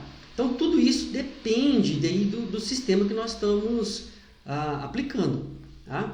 Esse sistema aqui, esse módulo aqui, cadê a eficiência dele? Não é aquele lá de cima, não. Esse módulo aqui, a eficiência dele está na faixa de 20% comercialmente. Aqui. Esse vocês conseguem ver aqui os módulos de 450. Já temos uma conversa que os módulos de 500 watts devem sair agora no mercado. Então já temos aí módulos de 500 até 600 watts saindo no mercado, né? nos próximos meses. Então, tudo isso vai agitar o nosso mercado aí nos próximos meses, tá bom? Só para vocês ficarem bem atentos aí, que deve acontecer. É o que eu comentei aí nos últimos dias, né? Diogo, a gente está falando da Trina, né? Nós vamos falar mais um pouquinho dessa. Acho que tem aqui uma apresentação. Exatamente sobre essa corrida dos fabricantes, né? A grande pergunta tudo depende do custo. Quanto é que eu tenho disponível, né, financeiramente? Mas as empresas, elas vêm crescendo rapidamente com essas tecnologias, com certeza. Dentro dessas tecnologias, aqui, nós temos aí o que nós chamamos, né? A internet aqui está falhando aqui. Vamos ver se abre aqui. Não abriu. Eu tinha um link aqui para... Depois eu vou abrir. Mas aqui mostra um estudo sobre a qualidade desses produtos. Pessoal, deixa eu abrir um parênteses aqui e falar sobre isso. Uma das grandes preocupações está com a durabilidade, a vida útil desses módulos. Em média, esses módulos estimam-se 25 anos de vida útil. Então, imagine você montar uma estrutura dessas sobre o seu telhado para que ele possa durar 25 anos. Nós temos que avaliar a estrutura do telhado. Nós temos que avaliar a estrutura que vai ficar no meio rural também. Mas uma grande questão aqui é sobre a vida útil dos fabricantes. Deixa eu contar uma historinha para vocês de um fabricante que não está nessa lista aqui. Deixa eu ver se ela está aqui, não estou olhando aqui, estou procurando aqui, nessa minha lista pequena. Quem lembra aqui da Copa no Brasil de 2014, vai lembrar muito dessa marca chamada Ingle Solar. A Ingle, acho que é isso mesmo, Ingle Solar, ela foi forte, muito forte no mundo, é chinesa também. Aliás, acho que desse top de fabricantes aqui, a grande maioria é chinesa. Mas a Ingle, ela foi muito forte nesse mercado, porém ela sumiu. Ela pediu concordata aí, e sumiu do mercado. Então, assim, muitos fabricantes, eles dão garantias de 25 anos. Mas e aí? O fabricante morreu, o fabricante abriu concordata. Como é que fica? Isso é uma grande briga, porque um grande fabricante aí que era de 2014 já foi engolido. E 2014 tem o quê? 6 anos, né? Lá em Tumbiara nós montamos um primeiro módulo que eu mostrei para vocês, né? Chamado lá de aquela sementinha, né? Um bloco lá nosso. Ele é da Ingle Solar. E aconteceu um problema naquele módulo. Ele tem um problema de fabricação. Apesar que, para mim, esse problema foi até interessante aparecer, porque serve como estudo, né? Então a ideia não era substituir. Mas se eu quisesse substituir aquele módulo, eu teria que substituir por um outro fabricante. E aí entra a questão de fornecedores. Fornecedores. E quando eu falo fornecedores, normalmente chamados os importadores, né? Os que importam os equipamentos. E aí existem vários fornecedores no Brasil, né? Grandes fornecedores, entre eles alguns que já estão começam a crescer demais e depois tem alguns problemas econômicos, né? de sua estrutura. Nós não vamos entrar nessa questão. E depois nessa cadeia tem os chamados integradores, como os nossos parceiros aqui do nosso evento, né? A Emersol e outros, a Soltec que também está aqui, trabalhando com a gente para poder aí fornecer essa cadeia aí de equipamentos. Então existe, né? Aí você fala, não, mas eu quero o módulo da Trina, ou da GLC, ou da Long Solar, porque são melhores. Em alguns casos, pessoal, o que é chamado aqui de essa pirâmide, né? Essa pirâmide ela trabalha aqui com, por exemplo, a questão da bancabilidade, né? Essa taxa aqui, na verdade, é quanto economicamente essa empresa tem para bancar os financiamentos, né? Dinheiro. tá? De qualidade mesmo, de performance, aí muda um pouquinho aí a minha fileira de qualidade, né? Mas depende dos testes. Depois eu vou disponibilizar para vocês alguns links da revista, da PVTech. É uma revista, ela traz sempre esses estudos de qualidade dos equipamentos. Em suma, né, resumindo, no final vai valer muito a questão econômica, tá? De custos. Tá? É claro, aí algumas dessas empresas, né, nível A, realmente elas vão atuar mais forte no mercado, como a Canadian, a Jinko, a First Solar americana, a Trina, a Ryzen, Kessel, entre outras. Tá? Elas vão atuar forte porque elas têm mais recursos financeiros, né, e conseguem baixar preços. Tá? Então, trazem qualidade, trazem custos mais baixos também. Mas vamos lá, senão a gente enrola um pouquinho mais. No Brasil, nós precisamos preocupar com o selo do Inmetro. Então, todas elas aqui têm o selo do Inmetro. Só que o Inmetro, pessoal, não contempla testes de qualidade. O que o Inmetro faz é ranquear a performance. Quem deles aqui é classe A, classe B, classe C. Tá? Mas não, o Inmetro não faz aí... não, esse módulo aqui tem qualidade. Qualidade A, qualidade B. Não, o Inmetro não faz isso. O Inmetro só classifica quanto o seu teste de eficiência dos sistemas. E aí, falando dos inversores, né? Aqui uma foto meio antiga, mas só para falar que nós temos inversores, o professor Elias já comentou isso no início. Nós temos inversores de pequeno porte, tá? Desde aí dos 4, 3, 5 kW, muito comum hoje 5 kW. Inversores de médio porte, né? Muito utilizado aí no comércio, de 15, 20, 30 kW, né? E aí, grandes sistemas, tá? Grandes usinas. Tá? Na verdade, já tem até alguns inversores de 100 kW, menor do que isso aqui também.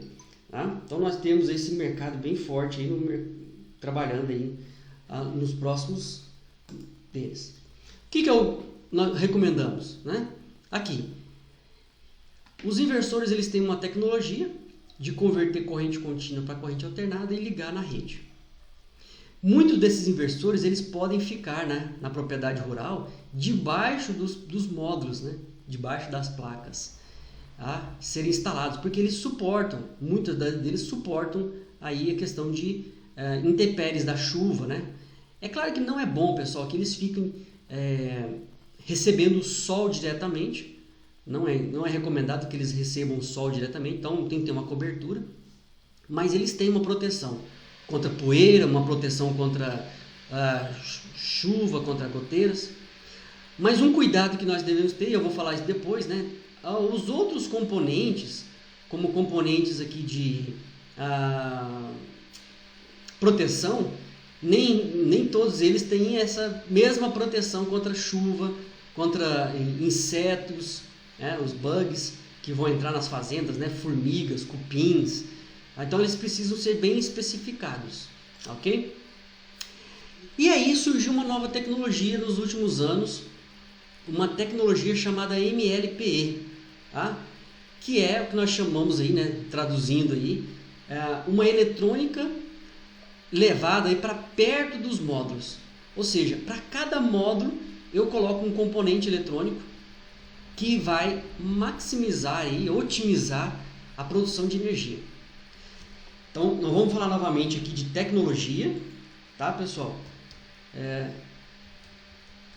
E vamos falar isso a tecnologia brigando com a economia. Por quê? Professor, mas se a tecnologia é nova, ela é boa.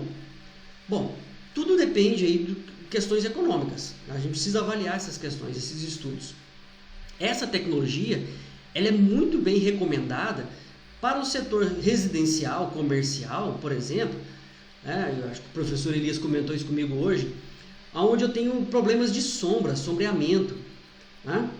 Então, nesse processo de sombreamento, eu tenho perdas de energia, e isso aqui melhora essas perdas. Tá? Então, dependendo do telhado residencial, isso vai ajudar bastante no meu projeto.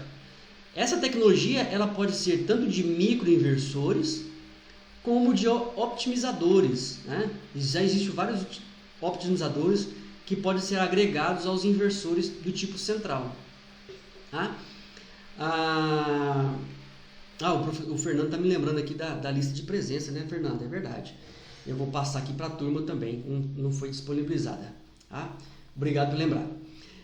Mas essa tecnologia aqui, pessoal, ela ajuda muito quando nós estamos falando de sistemas, deixa eu até pegar aqui, de sistemas que têm sombreamento. Se o meu sistema não tem sombreamento, não faz a necessidade, não faz a necessidade de eu utilizar uma tecnologia como essa. Tá? Então tudo vai depender aí de como eu estou trabalhando, tá? De como que eu estou especificando o meu sistema. Tá? Então, por exemplo, no meio rural, se eu estou construindo uma usina de solo, tá? Não faz sentido eu usar uma tecnologia próximo aos módulos. Isso encarece o meu sistema. Tá? Se ele encarece o meu sistema, então eu poderia usar aí uma outra tecnologia, uma tecnologia de inversor central, tá? Para poder reduzir custos. Não há necessidade de eu usar isso. Tá? Então vai depender da minha aplicação. E dentro dessa aplicação, aí sim, né, eu preciso usar uma tecnologia ou outra. Né? Novamente aqui, mostrando aqui como é que funciona essa tecnologia. Né? Para cada módulo eu uso um equipamento que pode ser um micro ou um optimizador. Tá? E eu consigo ver a energia módulo a módulo. Tá? Muito, muito recomendado se eu tenho sombreamento. Se eu não tenho sombreamento, né, não preciso preocupar com isso. Então, dependendo da minha propriedade rural, não tem sombra, eu não preciso usar essa tecnologia. Tá bom? Não vou entrar aqui especificamente dela, né, era só para a gente comentar. Bom, a nossa última parte é regulamentação. Antes disso, pessoal, eu acho que eu já comentei com vocês aqui do nosso espaço no Classroom. Tá? Eu vou até compartilhar com vocês aqui, né? Esqueci de passar aqui nossa lista de presença de hoje. Deixa eu editar ela aqui. É de hoje. Vamos ver se ela está liberada aqui, que eu já vou liberar para vocês a minha lista de presença. Tá bom? Eu vou copiar o link. Eu vou postar para vocês aqui, para vocês poderem preencher. Está no Classroom, mas eu vou colocar aqui para vocês na nossa classe. Vocês vão aí preenchendo depois.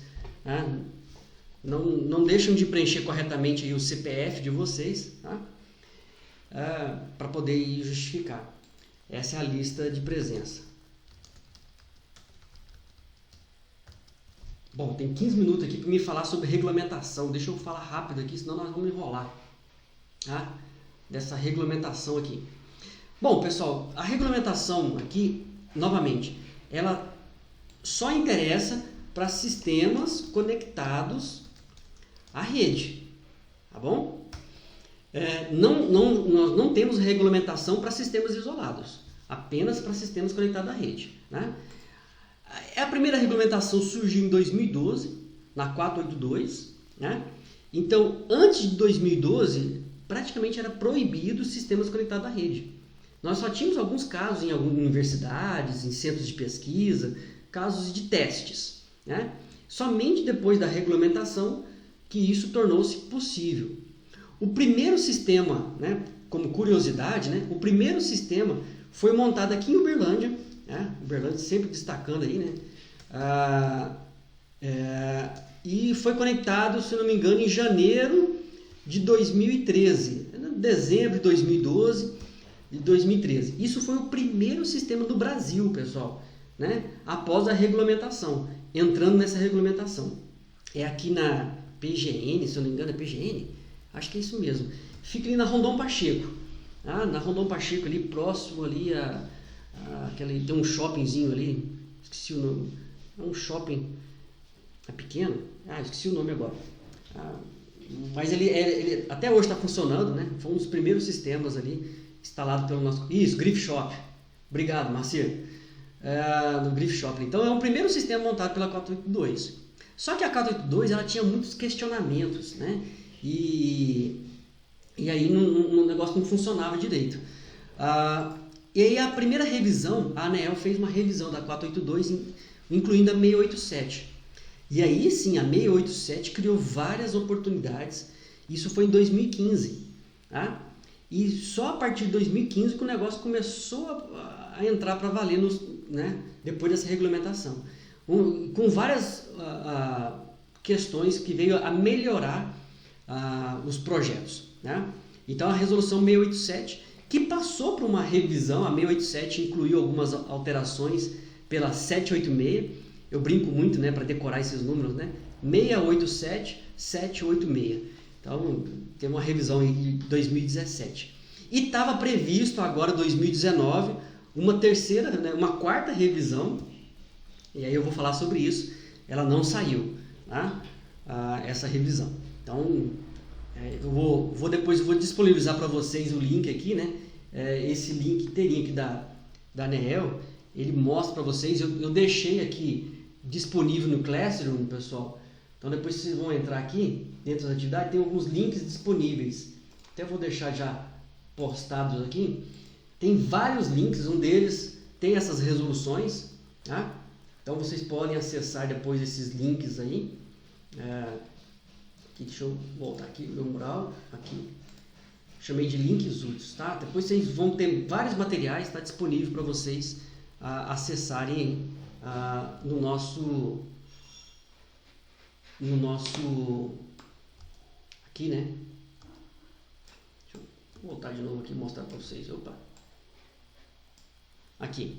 Então eu já deixei disponível para vocês acessarem lá esses links, tá bom? Links úteis. Lá tá no nosso apresentação. Mas o que interessa para nós da regulamentação? Vamos lá. Segura aí para a gente encerrar a nossa parte de hoje. Não sei se eu vou dar conta, hein?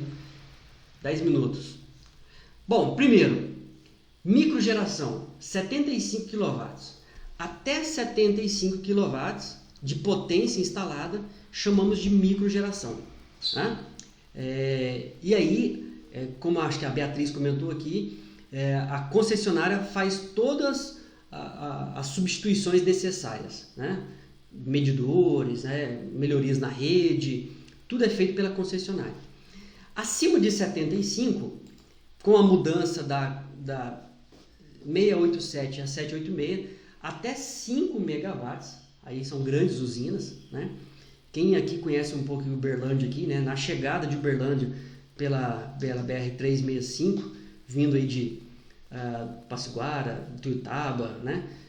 Você já vê algumas usinas, né, da própria Alsol aqui nesse porte de 5 mega. Então você já consegue ver, após passar pelo posto policial, chegando em Uberlândia, você já consegue ver usinas de 5 mega, né, aqui já instaladas. Tem outras, né? Uberlândia realmente se destaca por essas usinas chamadas mini geração. Então nós temos micro, né? Voltando aqui, nós temos micro e nós temos mini.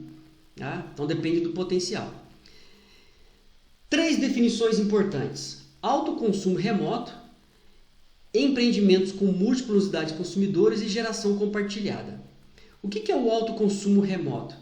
Bom, se eu sou proprietário de uma fazenda e quero compartilhar a energia da minha fazenda com a minha casa na cidade, eu posso. Sendo na mesma concessionária, né? Eu estou falando de CEMIG para CEMIG. Eu tenho uma fazenda na CEMIG, né? Eu monto um sistema na fazenda.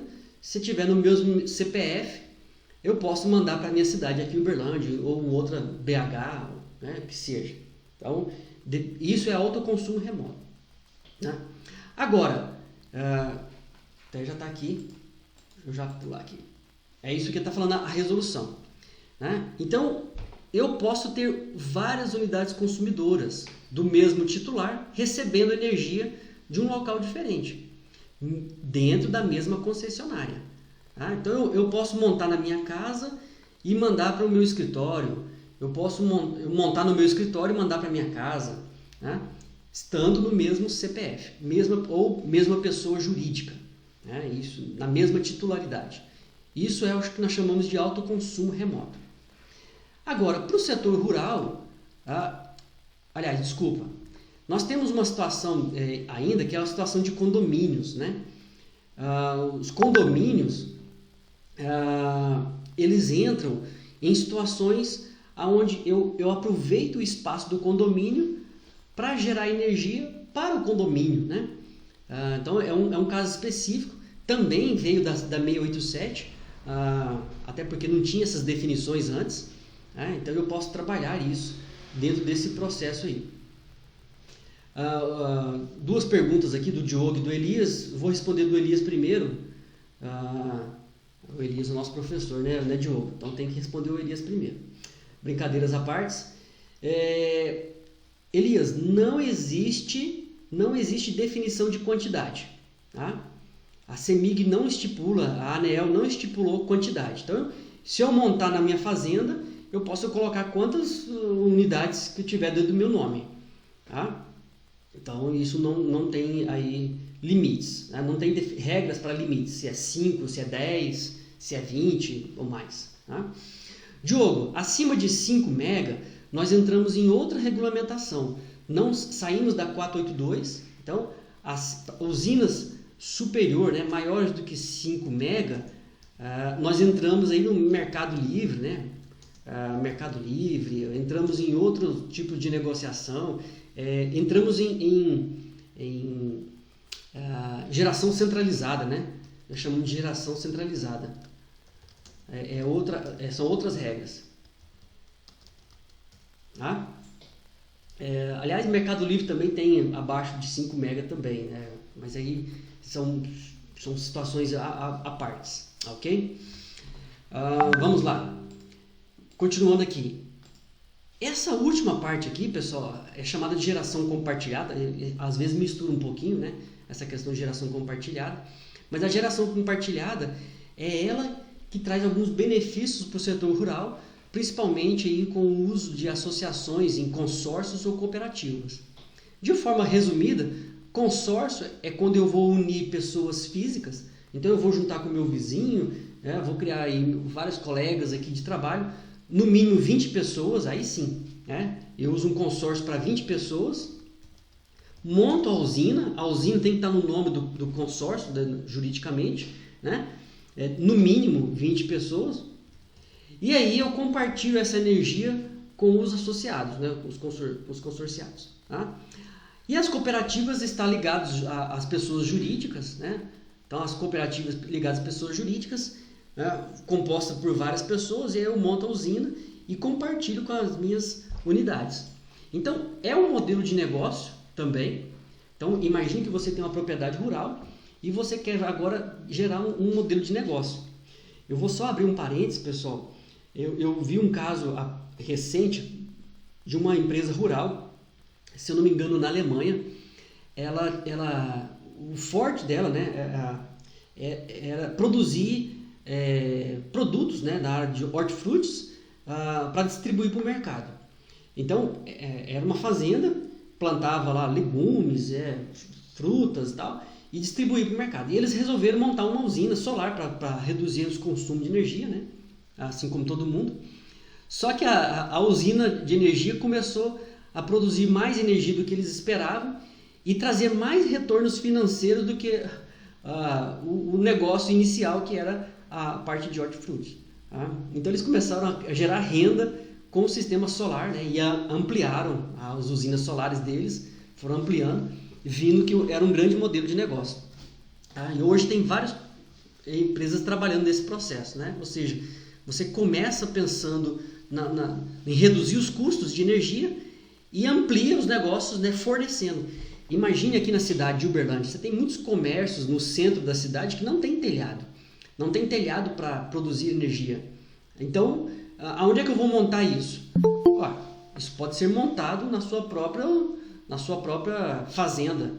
Então, num pequeno espaço de terra, né, dentro da sua propriedade rural, você pode montar isso e trabalhar aí em forma de cooperativa, em forma de consórcio, para poder atender a unidades nas cidades, né? Então, isso são modelos de negócios que vêm surgindo nesse processo todo aí, né? Mas e aí? A pergunta fica, né? Aí sim, mas está mudando as regras, pessoal, Sérgio. Como é que vai ficar essas regras? Para a gente encerrar aqui, eu vou falar bem rápido. Eu vou compartilhar com vocês esse material aqui da EPE, aqui publicado mês passado, pessoal, setembro. Então é muito recente. Eu falo para vocês, todo mês, toda semana tem novidades nesse setor. Por isso, né, eu vou voltar aqui com vocês e vou deixar aí o nosso link para vocês possam utilizar, né, para a gente poder sempre conversar aí dentro da semana, durante o evento, porque não dá para a gente falar tudo. Eu gostaria de falar mais com vocês, né, mas a gente vai estar sempre deixando disponível. Então tem um link do chat aqui, eu vou disponibilizar para vocês essas informações. Mas o que esse estudo fala para nós? Né? Resumidamente, primeiro, são as incertezas. Ainda não existe, né? Isso aqui está sendo discutido, pessoal. Não tem alteração ainda, não tem nada concreto ainda. Tá? Mas de forma geral, a energia, ela tem várias parcelas. Então, isso aqui é um pouquinho complexo, eu não vou conseguir explicar isso agora de forma rápida. Mas quando eu pago a minha energia na minha casa, na minha fazenda, a minha energia ela é composta de diversas parcelas, entre encargos de energia, encargos da transmissão, as linhas elétricas. Tá? Então, a proposta anterior, a primeira proposta da ANEEL, é uma proposta que foi duramente discutida, duramente rebatida, é que a ANEEL ela queria, hoje, ela não cobra nada, né? Então ela devolve tudo isso aqui para nós. Ou seja, você enviou energia, né? Ela vai enviar tudo isso aqui para nós de volta. E aí, a partir de alguns cenários, né? A partir da mudança, ela começaria a cobrar. Ela cobraria pelo fio B mais fio A, fio B mais fio A mais encargos da transmissão, fio B mais fio A mais encargos mais perdas. Então, no final das contas, ela ia te devolver 37%. Essa foi a primeira proposta. Isso aqui não foi para frente, está sendo discutida. Deixa eu explicar novamente o que é essa proposta. Imagine que você injetou na rede 1.000 kW. Isso na CEMIG hoje é praticamente, pessoal, R$1.000. Né? É praticamente isso aí, na CEMIG. Há pequenas variações aí. Então, hoje é o seguinte, você injetou 1.000, a CEMIG vai te devolver, né? Ela te devolve praticamente esses 1.000 kWh. Então, é um grande benefício. A partir das mudanças, ela vai começar a mudar, né? Ou seja, no primeiro caso do fio B, se você enviar 1.000 para a CEMIG, ela vai te devolver 720. É isso que vai acontecer. No caso do cenário 2, ela vai te devolver 660. Né? No cenário 3, ela vai te devolver 590. E por fim, aí, né, no último cenário, você envia 1.000 para a CEMIG, no caso, né, concessionária, e ela vai te devolver 370. Então, isso ninguém queria. Por quê? Porque se vocês olhassem os cenários aqui embaixo, isso muda a partir aí, né? Aqui, nós estamos falando aqui de 3,4 GB. Nós já estamos superando isso, nós já chegamos a 4 GB. E esse estudo aqui, o estudo anterior, ele fala de cobranças, de mudanças apenas da tarifa de energia. Isso aqui possivelmente vai acontecer, viu, gente? Essa mudança aqui. Então, pelo menos isso aqui deve entrar, tarifa de energia. Ou seja, esse cenário número 1 aqui, ó. Isso deve acontecer. Então, eles vão cobrar da gente mais uma taxa. Além da taxa de disponibilidade, né, a taxa pelo uso do fio. O fio B aqui, que é da Trust. Mas nada definido ainda. Existem vários cenários aqui, várias incertezas. O Congresso está querendo criar mudanças, né? Mas essas mudanças ainda não saíram. Devem sair agora nos próximos meses. Final de ano, aí, possivelmente aqui 2021, 2022. Nada definido até hoje, ok? Finalizamos então.